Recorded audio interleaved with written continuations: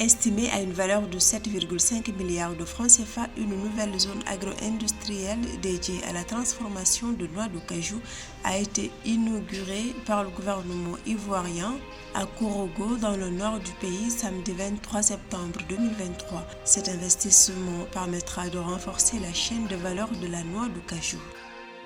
30 millions d'euros au profit des petites et moyennes entreprises du Maroc, de l'Algérie, de la Tunisie, de l'Égypte et d'Afrique subsaharienne francophone. Ce financement de la Banque européenne pour la reconstruction et le développement vise à soutenir les opportunités de croissance de ces entreprises et à générer des rendements financiers pour les actionnaires.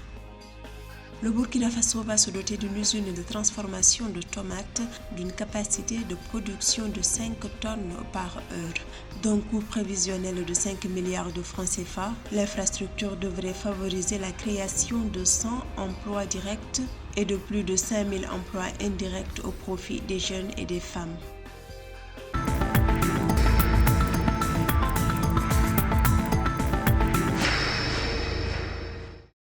Dans le but de renforcer la chaîne de valeur de la noix de cajou, l'un des principaux produits d'exportation de la Côte d'Ivoire, le pays abrite désormais une zone agro-industrielle dédiée à la transformation de la noix de cajou. Il s'agit d'un projet d'une valeur estimée à 7,5 milliards de francs CFA.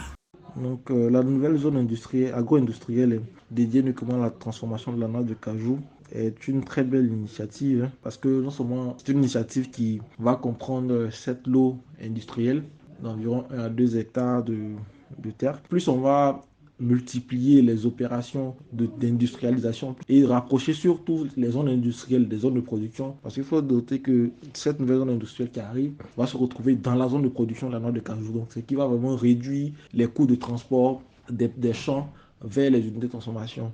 La zone agro-industrielle de Korogo, d'une superficie de 28,5 hectares, est aménagée au profit d'opérateurs privés désirant s'installer. Elle devrait permettre de générer plus de 8000 emplois directs, dont 60% reviendront aux femmes.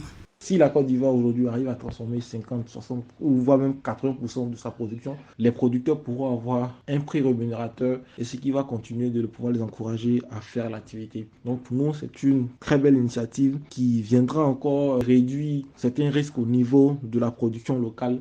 Deuxième exportateur mondial d'amandes de cajou, la Côte d'Ivoire a produit 1,2 million de tonnes en 2022.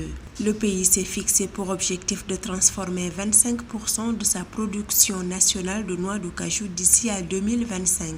À cet effet, des investissements ont été réalisés dans la construction de nouvelles usines de transformation et dans l'amélioration des capacités existantes.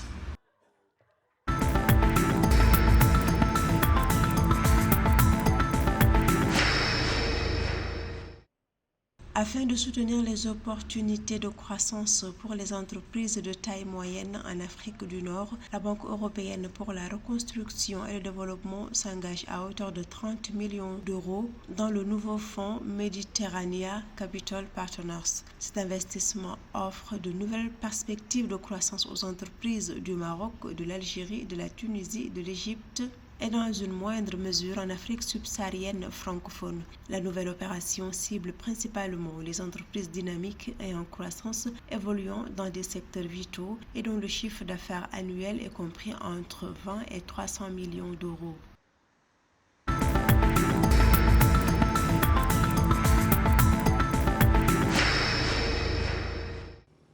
La ville de Bobo-Dioulasso au Burkina Faso abritera prochainement une unité de transformation de tomates. La pose de la première pierre de cette infrastructure a lieu le samedi 23 septembre 2023. D'un coût prévisionnel de 5 milliards de francs CFA, l'usine sera dotée d'une capacité de production de 5 tonnes de tomates par heure. Elle devrait favoriser la création de 100 emplois directs et de plus de 5000 emplois indirects au profit des jeunes et des femmes.